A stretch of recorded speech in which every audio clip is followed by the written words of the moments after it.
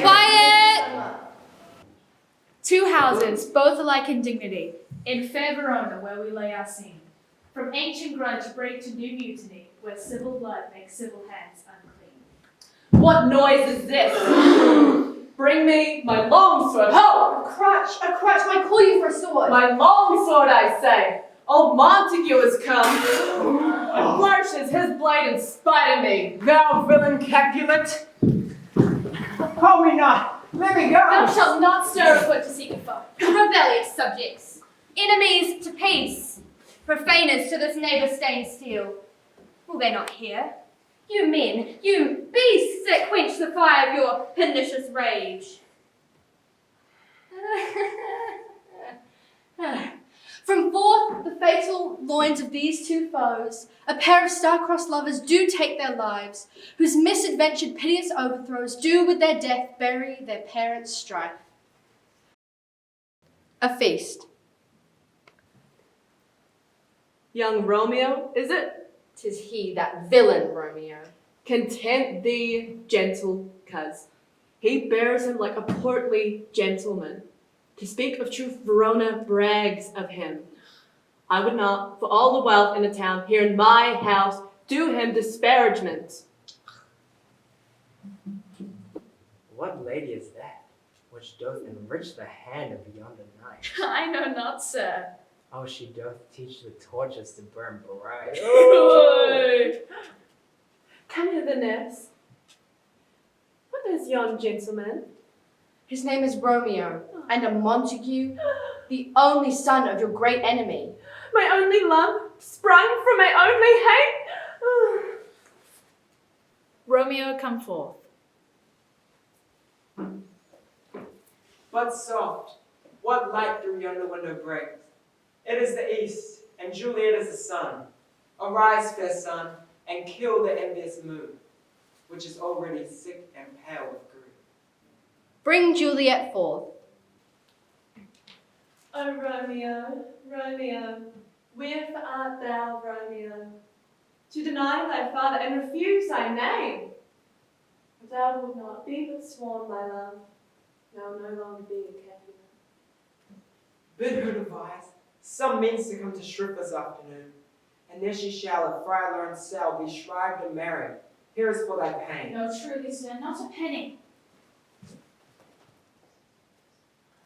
Have you got leave to come to Shrift this afternoon? I have. Then hie you hence to Friar Lawrence's cell.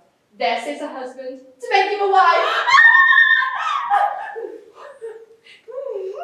3 civil rules bred of an airy word by thee, old Capulet, And Montague have thrice disturbed the quiet of our streets. and made Verona's ancient citizens cast by their graves beseeming ornaments. To wield old partisans with hands as old, with cankered peace to part your cankered hate. Silence! Benvolio, who began this bloody fray?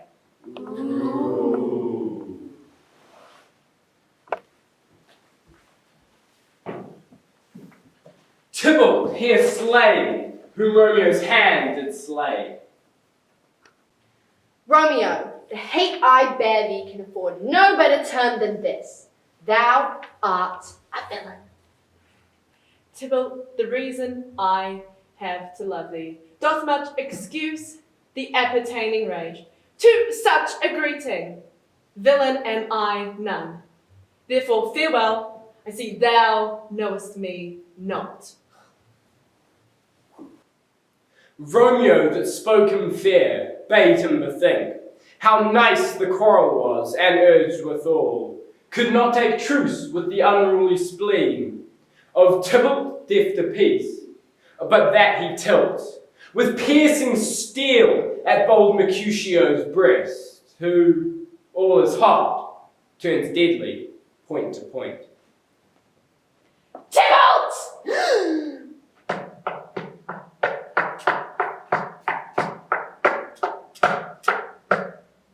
You rat catcher! What wouldst thou have with me? Oh, good king of cats, only one of your 9 lives. I am for you. Oh, Tybalt, good Mercutio! Stab! I am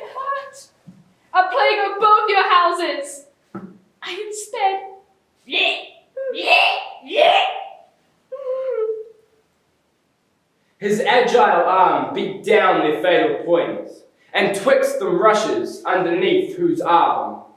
An envious thrust from Tybalt hit the life of stout Mercutio, and then Tybalt fled.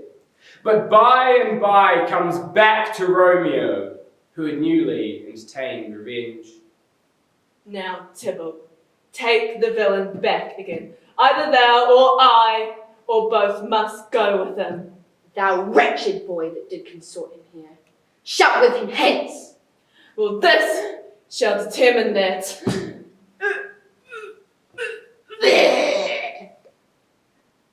And toot they go like lightning, for ere I could draw to part them, was stout Tybalt slain.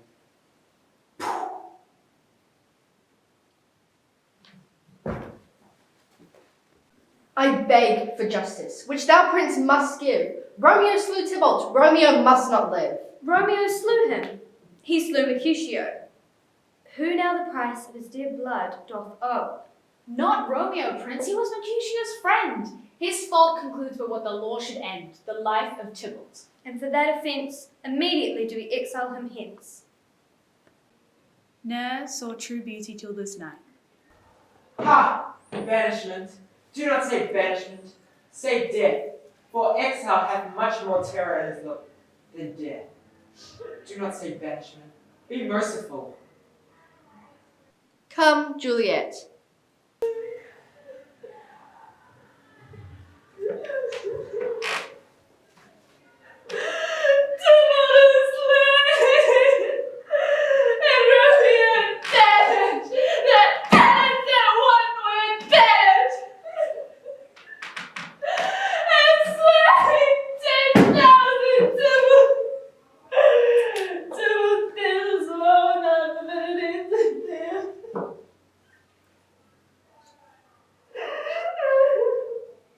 The fearful passage of their death-marked love, and the continuance of their parents' rage, which their children's end naught could remove, is now the 2 hours' traffic on our stage.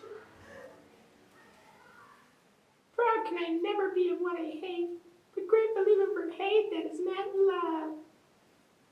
Thank me, no thankings, nor proud me, no proud, but fiddle your fine joints against Thursday next, to go with Paris to St. Peter's Church, or I will drag thee in a hurdle hither. Fie, what? Are you mad?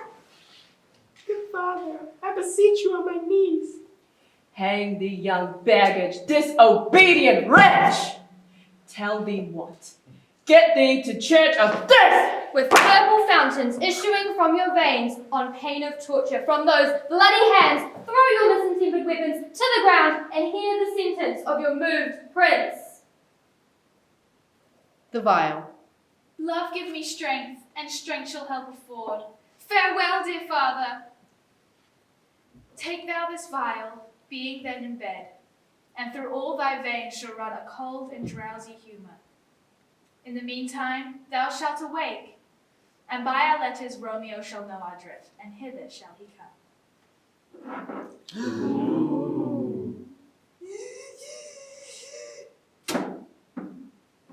For here lies Juliet, and her beauty makes this vault a feasting presence of light. Oh, come, bitter conduct. Oh, come, unsavory guide. Here's to my love.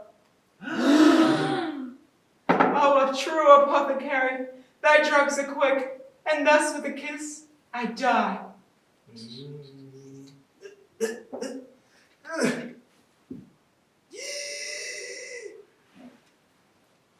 What's this? A cup enclosed in my true love's hand? Poison, I see, hath been his timeless end. O churl, drunk all and left no friendly drop to help me after. O happy dagger! This is thy sheath. Oh my God. There rust, and let me die.